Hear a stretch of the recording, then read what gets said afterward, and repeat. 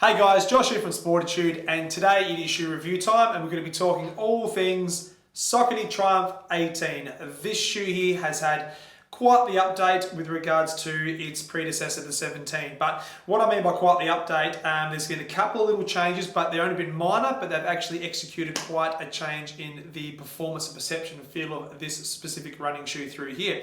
So like all my shoe reviews, what we're going to do is we're going to talk all things outsole, midsole, upper, profile the runner that could be considering this running shoe, and hopefully it might give you some information at home that may help in aiding either throwing this into your running rotation. So let's get stuck in. The first things first, what we're going to do is we're going to profile the runner that should be considering the Triumph 18, this shoe here. So first things first, we're looking at the running shoe and we've identified on the medial side, like its predecessor, all the Triumphs gone by, it is a neutral high mileage running shoe. So when we say neutral, we're talking on the medial side, there's no additional arch support that's been placed within this shoe. There's no dynamic support system that's been placed within the midsole of this shoe. So it's designed for that runner that has a higher arch, like so, stake position that doesn't look too dissimilar to this, and a neutral runner to potential supernatter. So when we talk about supernatters or underpronatters, it's the runner that comes down, goes through mid stance, and the pressure is on the outside of the foot through there, so they tend to roll out as they go through their gait transition.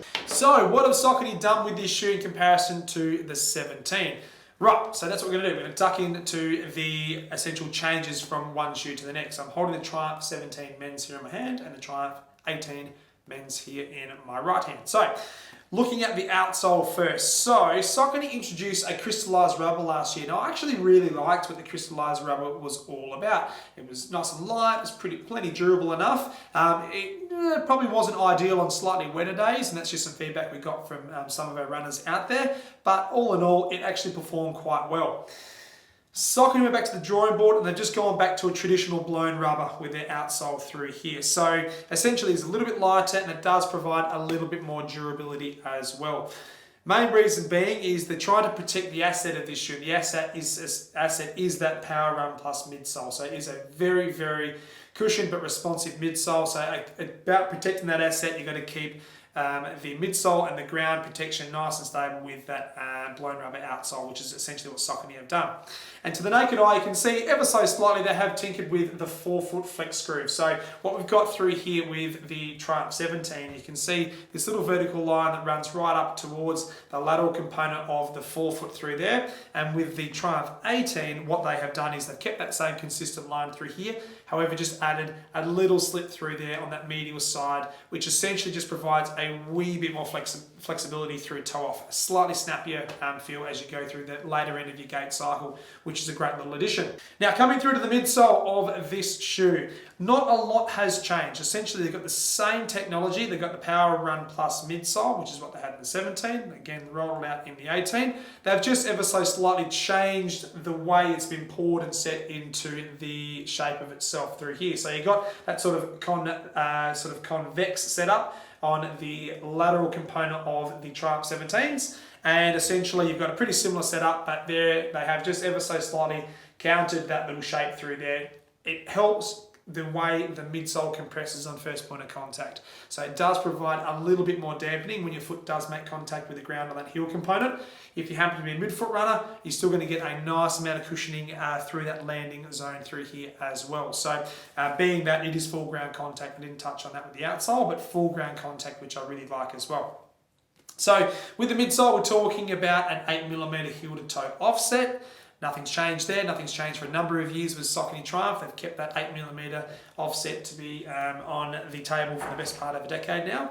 And regarding the cushioning system, the Power Run Plus, if you haven't happened to try one on or run with a Power Run Plus midsole before, what I can tell you right now is you're going to expect a very soft but smooth and bouncy ride. It's sort of got that ultra boost, and I don't want to usually draw comparisons from one shoe to the next, but if you happen to have felt an ultra boost cushioning shoe on your foot, it does have similar features, but for me, I tend to find this to be a more stable ride, and a lot of that is to do with the other executions of this engineering, but the Power Run Plus midsole has that nice soft springy feel, but it certainly feels nice and stable as well. So kudos to Saucony for producing another great midsole.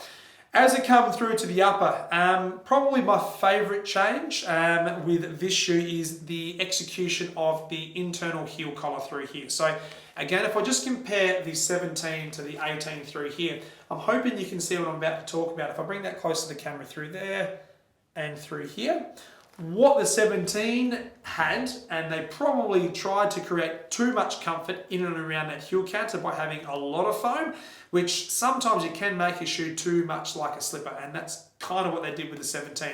Again, I didn't mind it personally, it was nice and snug and secure, but the feedback was that it was too much foam, too much padding, and the heel felt like it was being suffocated a little bit with the 17 heel counter through there, or the lining on the inside the heel counter. So they've just taken away a little bit of that foam. You still got a nice amount of memory foam through here, and you do get a beautiful plush feel around the back of your heel, but it's nowhere near as intrusive as what was going on with the 17 set up through there. As we're coming through to the midfoot through here, I actually don't find there's much change at all in regards to how this shoe fits in comparison to the 17. It's got enough volume through here. You can obviously manipulate how the shoe feels with some lacing techniques to create a little bit more depth, but the lockdown with the traditional lacing system is absolutely fine. I've ran with this with and without an orthotic, and it felt fine on both occasions. I didn't have to change too much with regards to what the lacing system was doing for my foot as well. Coming through to the forefoot though, what I did find was it became a little bit more generous through the toe box. So more to do with the width, and it's kind of, again, hard to tell to the naked eye through here and through here. But what the 17 did for me was it actually tapered in a little bit too much to the forefoot. So it was okay, and I didn't have any concerns with it, but I certainly felt like I had a secure fit through that front half for me, which was fine. Again, this is how brands change their sort of one model to the next. The feedback was that it was a little bit too firm through the front half through here. So all they did was go back and just give a little bit more generosity, and more to do with the volume of materials through that forefoot. So it has a little bit more space through the front half, which is a lovely thing as well. I just want to call out another little feature, which is, again, probably more to do with what you see in trail shoes. So if you can see this little grey line that sort of runs around the midsole and upper, and it goes onto the medial side through here as well. So what that has essentially done is it's provided a little bit more structure and support from connecting the upper to the midsole. So you get a really nice lockdown and a really decent amount of durability. So while brands are trying to limit the amount of sort of support, I suppose, or overlays and materials in uppers, they're trying to make them as light and as breathable as they possibly can. They still need to make sure that it is going to be durable and it's going to hold up for miles and miles and miles, which is exactly what this shoe is built for. So that little additional layering connecting the midsole to the upper on both the medial and lateral sides is a great little add-on by Saucony. So again, kudos to that little addition. And while we're talking all things upper, what we're going to do is we're going to tell you what both the men's and the women's come in. So at this point in time, it is only current widths, being a D width in the men's and a B width in the ladies. So in my previous reviews, I do like to call out brands that are making a variety of widths. Now, at this point in time, Saucony do make these in a broader width in both men's and women's. However, they do not supply the Australian New Zealand market with that specific width. So 2E in the men's and the D width in the ladies is only in the Northern Hemisphere at this point in time. But who knows? Let's hope it changes. Alright guys, that is my take on the Saucony Triumph 18. I do like what this brand is doing at this point in time. Off the back of the Endorphin series, which has been insanely popular through the front half of 2020, the mid part of 2020, pardon me. However, when you're sort of releasing niche shoes like your racing, speed, tempo and your Outsole shoes, you kind of need to make sure you put a lot of focus and attention on your bread and butter.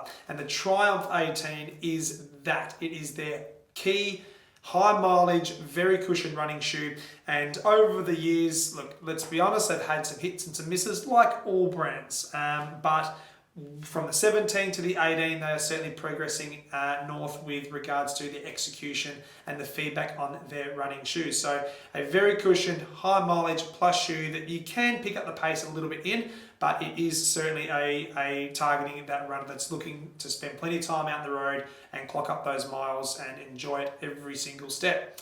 So, if you haven't subscribed to our channel, guys, please do so. Hit the red button down below. And if you've got any questions, comments, queries about the Triumph 18, or if you've tried it or you have a pair, Let us know how they've gone for you down in the comments field below. And until next time, stay safe, happy running, and we'll see you out on the road. Take care.